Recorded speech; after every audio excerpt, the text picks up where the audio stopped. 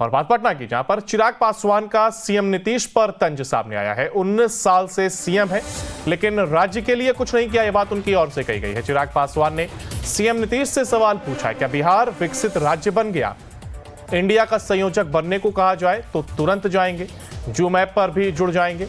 नहीं आता होगा तो सीख लेंगे। बिहार में एक भी सीट नहीं जीत पाएगा महागठबंधन, सभी 40 सीटें एनडीए जीतेगा। चिराग पासवान, इंडिया गठबंधन का पता नहीं क्या होगा।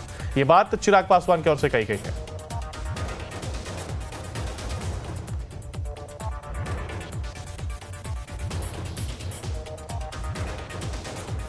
बिल्कुल मानता हूं ये होता है, और इस दिशा में जिस तरीके से बिहार का प्रशासन आंखें मूंद कर बैठा है, जिस तरीके से संरक्षण में बिहार सरकार के और बिहार प्रशासन के संरक्षण में ऐसी शर्मनाक घटनाओं को अंजाम दिया जाता है और दोषियों के नाम को महज 24 घंटे के भीतर क्लीन चिट दे दी जाती है, ये दर्शाता है कि अपराधियों को संरक्षण देने का काम बिहार की सरकार करती है। चुनावों की तारीख आनी बाकी है। क्या ये चुनाव तक ये विपक्ष इसी तरीके से एक साथ रहेगा? मुझे नहीं लगता। मेरा भी 2014 का भी अनुभव है, 2019 का भी अनुभव है, तब भी विपक्ष ने एकजुट होने का प्रयास किया था। आप मुझे बताइए ना, कैसे इन लोगों का तालमेल बंगाल में बैठेगा? क्या कांग्रेस महज 2 सीटों पर चुनाव लड़ेगी जो ममता बनर्जी जी इनको देना चाहती है? आम आदमी पार्टी से इनकी बातचीत चल रही है। वो आम आदमी पार्टी जो पंजाब में 13 की 13 सीटों पर चुनाव लड़ने की घोषणा पहले से ही कर चुकी है। दिल्ली में क्या कांग्रेस और आम आदमी पार्टी का समझौता हो पाए?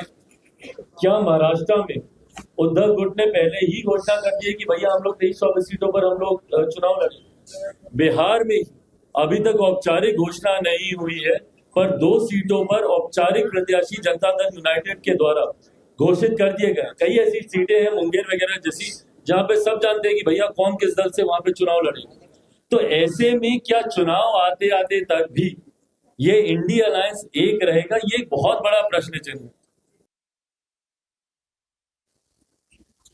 3 का ऊपर वो छप्पर डला हुआ, उसके नीचे जमीन पर ठंड के समय में जमीन पर बच्चे बैठकर वहां पे पढ़ाई करने के लिए मजबूर है। क्या हमारे शिक्षा मंत्री को बिहार की ये दुर्दशा नहीं दिखती है? क्या शिक्षा मंत्री की ये जिम्मेदारी नहीं है कि वो जाएं, कम से कम वहां पे भवन तो बनवा दें? कौन नहीं जानता भैया कि बिहार में शिक्षा के क्या हालात है? और यही कारण है कि आज भी मेरे बच्चों को कोटा जाना पड़ता है पढ़ाई करने के लिए।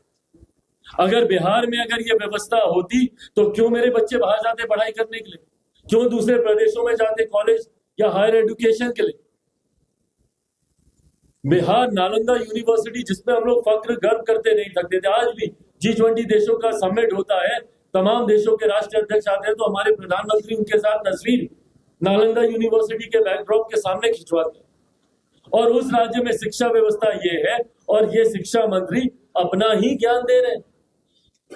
इतना ही ज्ञान इनके पास है तो किसी दूसरे धर्म के जाके धर्मगुरु क्यों नहीं बन जाते? पर इस तरीके के विवादित बयान देना सिर्फ और सिर्फ लोगों की भावनाओं के साथ आप खिलवाड़ कर रहे हैं, लोगों की आस्था के साथ आप खिलवाड़ कर रहे हैं, जो कि कतई सही नहीं।